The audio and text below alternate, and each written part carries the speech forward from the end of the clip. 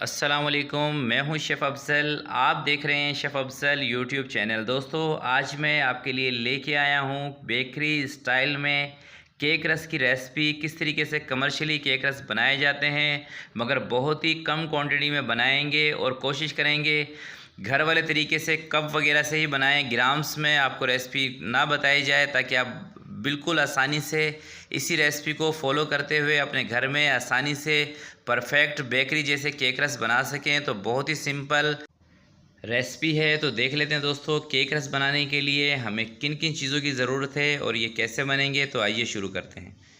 बिस्मिल्लाहिर्रहमानिर्रहीम। सबसे पहले दोस्तों हम इसका एक लादी तैयार करेंगे, केक तैयार करेंगे केक रस का, जिसके लिए मैंने शुगर ली है 150 ग्राम और कुकिंग ऑयल दोस्तों इसमें 100 ग्राम जाएगा।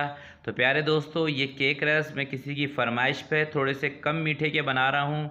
अगर जो आपको नॉर्मली केक रस में मीठा चाहिए तो फिर आपको 200 ग्राम इसमें शुगर डालनी है, आइसिंग शुगर, पिसी हुई चीनी। आपने पूरा 1 कप लेना है, मैंने 1/3 कप इसमें लिया है और 4 अदद इसके अंदर अंडे लेंगे। तो अंडे हमने एक एक करके इसके अंदर शामिल करने हैं और इसका जो मिक्सचर है इसको बहुत अच्छी तरीके से बीट करना है। कम से कम 10 से 12 मिनट इसको बीट करना है हैंड मिक्सचर की मदद से ही। अगर जो आपके पास मिक्सचर मशीन है तो आप उसके अंदर भी 10 से 12 मिनट तक इसको कर सकते हैं, जब तक कि ये अपना कलर एकदम इस तरह से वाइट ना कर दे। तो आपने इसको बीट करते रहना है और ज़्यादा बीट करने से दोस्तों ये हल्का हो जाता है और जो केक रस हैं वो भी आपके हल्के बनते हैं, जाल वाले बनते हैं। तो अब 1 कप इसके अंदर मैंने मैदा शामिल कर दिया है, जो कि तकरीबन है 200 ग्राम मैदा।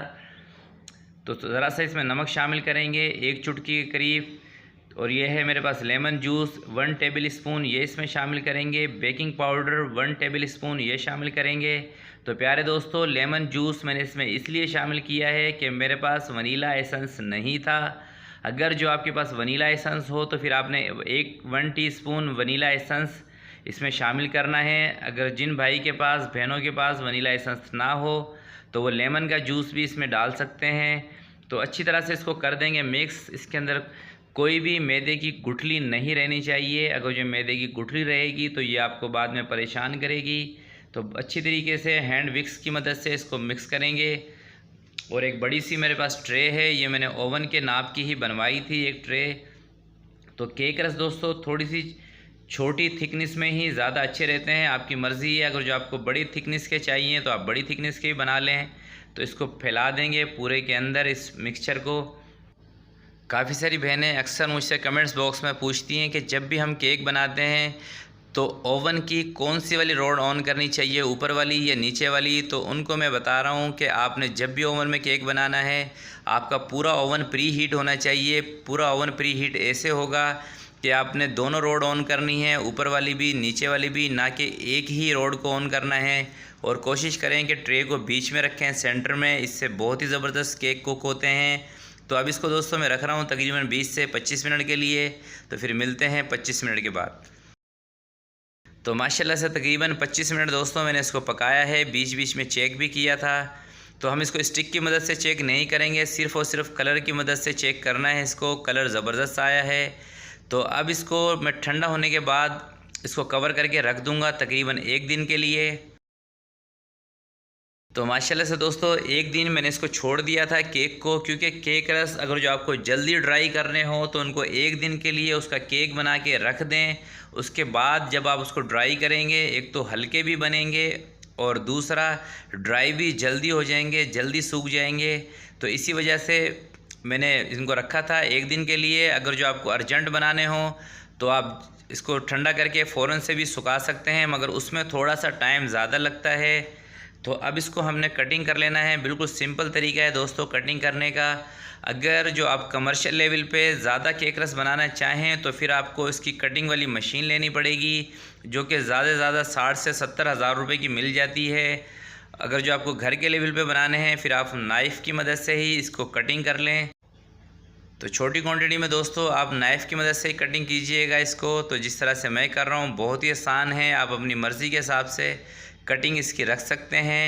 अब जिस ट्रे के अंदर हमने इसको पकाया था इसी ट्रे में फैला के इनको रखेंगे और ओवन में ही सुखाएंगे। तो प्यारे दोस्तों, केक रस आप पतीले में भी बना सकते हैं, इसकी केक भी पतीले में बना सकते हैं।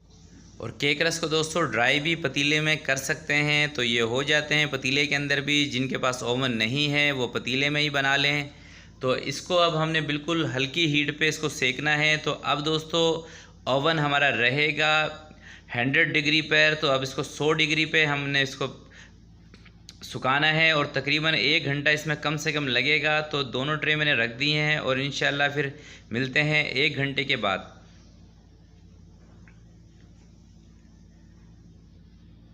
तो माशाल्लाह दोस्तों 1 घंटा तकरीबन पूरा मैंने इसको सुखाया था, ड्राई किया था। ज़बरदस्त कलर है। अगर जो आपको इससे तेज़ कलर चाहिए हो तो आप तेज़ रख लें कलर, मुझे ऐसा ही कलर पसंद है। तो अब मैंने इसको निकाल लिया है। तो माशाल्लाह से आप इसके अंदर जाल देख लें दोस्तों। अगर जो केक रस के अंदर जाल होगा बीच में तो इसके अंदर चाय भी जाएगी, खस्ता बनेंगे, मज़े के बनेंगे।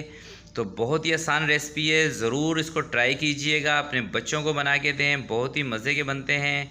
तो अब इसको मैं निकाल रहा हूँ एक प्लेट के अंदर। तो प्यारे दोस्तों आप इसको किसी भी प्लास्टिक बैग में डाल के रखिएगा, अगर जो आपको 2 से 3 दिन इनको इस्तेमाल करना हो। क्योंकि दोस्तों अगर जो आप इसको ऐसे ही रखेंगे तो ये नरम पड़ जाते हैं जैसे इनको हवा लगती है। तो प्लास्टिक बैग में इनको सेव करके रखिएगा, 2 दिन इस्तेमाल करें, 3 दिन करें। और कोशिश कीजिएगा कि इनको गरमाइश वाली जगह पे रखा जाए, वरना ये नरम हो जाएंगे केक रस। तो प्यारे दोस्तों ये थी आज की मेरी रेसिपी। आपको कैसी लगी ज़रूर अपना फीडबैक दीजिएगा। अपना बहुत बहुत ख्याल रखिएगा, अपने वालिदैन का ख्याल रखिएगा। अल्लाह हाफिज़।